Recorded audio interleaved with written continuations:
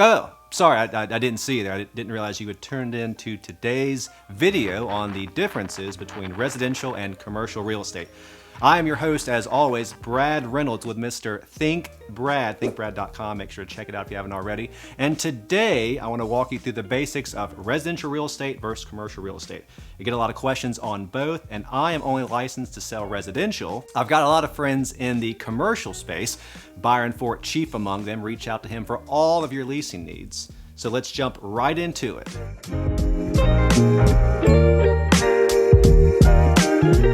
So what are the differences between the two? Well, let's talk residential for a minute. So residential, mainly a place where you live, not work. I know the pandemic changed that the last few years with more people working from home, but the majority of us still go into an office every day. So think single family homes, townhomes, condos, duplexes, apartments, whatever. Wherever you lay in your head at night, that is a residential space. On the commercial side, it's mainly a place where you work. Think high-rise office buildings, low-rise office buildings, warehouses, self-storage units, gyms, pools, whatever, places where you work. So which one is better to invest in? It's all going to come down to your risk tolerance. It's a big word. It basically just means what are you comfortable putting up? How much risk do you want to take on? Yada, yada, yada. Let's jump into residential first. So residential. With residential real estate, it varies much differently from commercial. Loan types usually range from 15 to 30 years. I know there's other loan types out there, but on the whole, most of us have a 30-year loan.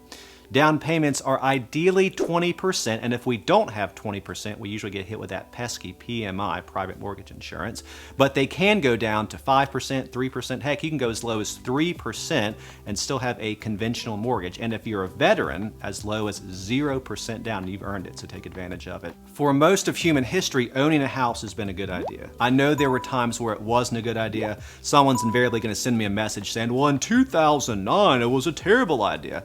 I get it. But for most of history, it's been a great idea. Owning rather than renting. That's the name of the game. Now, when you look at it from an investment standpoint, a little bit different. You've got to put much more down. You're not living there, you're renting it out. So the interest rate is higher. You still get a 30-year loan, but the down payment is more. A minimum of 20% and typically 25%. Banks want to cut down on that loan to value ratio. So on the whole, I love residential. It's what I know. I've done this for 15 years now, 10 as a licensed agent and 15 investing in places to rent out. I have access to deals most don't. I have information and knowledge in my head that most don't, and I see things before most see them. So that is one of the reasons I love residential. So on the whole, residential returns can be better than commercial, but there's more volatility there. You know, when you've got a lease term of 12 months on residential versus 10, 20 years on commercial, there's a little more volatility. You could have people moving in, moving out faster. You could have, HOA fees go up. You could have a water heater go out, HVAC system go out, all things you're going to have to take care of as the owner, but on the whole, better returns and quicker returns and more appreciation. So commercial real estate on the whole is a altogether different beast than residential. It's typically much more expensive to get into. It's a closer, tight-knit group of people. Here's a great example. In all of Middle Tennessee, we have 19,000 agents. In all of Middle Tennessee, on the commercial side, there's probably 500 people doing it, probably only 100, 150 really, really doing it. It's much easier to go out and buy a residential investment property of 400 one place than it is to go out and buy one warehouse that costs $10 million. Who the hell has $200,000, $2 million laying around to go out and do that? Not many people. Loan terms can vary. Usually it's a 20-year loan versus 30 on a residential. Down payments are usually at least 20%, and interest rates are higher as default rates are higher. So terms can vary on the whole, but when you're looking at commercial, really they're either one of three things.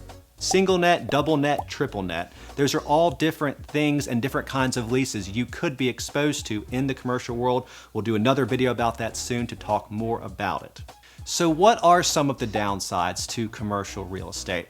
Here's a big one. They're harder to value. In the residential world, we have things like Realtor.com and Zillow with their Zestimates, and those algorithms have gotten more and more and more and more precise to where even if you're not in real estate, you probably have a good idea of what your home is worth.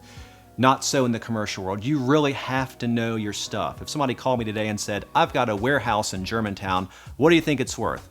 I wouldn't have the slightest idea. A, I've never sold a warehouse, and B, I don't know much about that world. I'd call my buddies who do. So that is one of the major differences.